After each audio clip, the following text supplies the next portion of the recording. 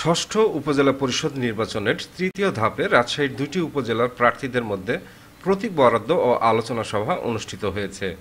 আজ থেকেই প্রচারণায় নামতে পারবেন প্রার্থীরা। আজ সোমবার সকালে রাজশাহী জেলা প্রশাসনের সভাকক্ষে রাজশাহীর পবা ও মোহনপুর উপজেলার প্রার্থীদের মধ্যে প্রতীক বরাদ্দ ও আলোচনা সভা অনুষ্ঠিত হয়।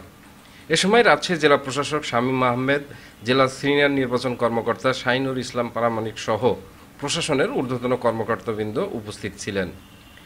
নির্বাচনী আচরণবিধি বিষয়ে প্রার্থীদের সাথে বিভিন্ন বিষয় নিয়ে আলোচনা করা হয়। আলোচনা সভা শেষে অতিরিক্ত জেলা প্রশাসক সরকার অসীম কুমার প্রার্থীদের হাতে প্রতীক তুলে দেন।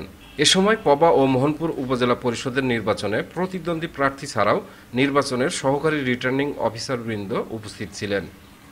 এবার পবা উপজেলা পরিষদ নির্বাচনে চেয়ারম্যান পদে 6 জন, ভাইস চেয়ারম্যান পদে 8 জন ও মহিলা ভাইস চেয়ারম্যান পদে 4 জন প্রার্থী প্রতিদ্বন্দ্বিতা করছেন।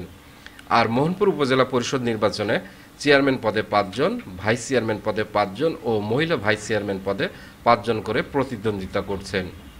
সেলিম উদ্দিন, ডেস্ক রিপোর্ট, নবরূপ টিভি।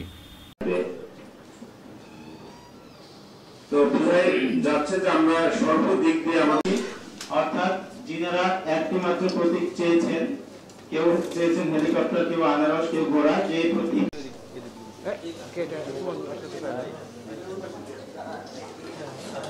ইসলাম জনাব মোহাম্মদ রফিকুল ইসলাম, পিতা আব্দুস সোবান, উড়োজাহাজ প্রতীক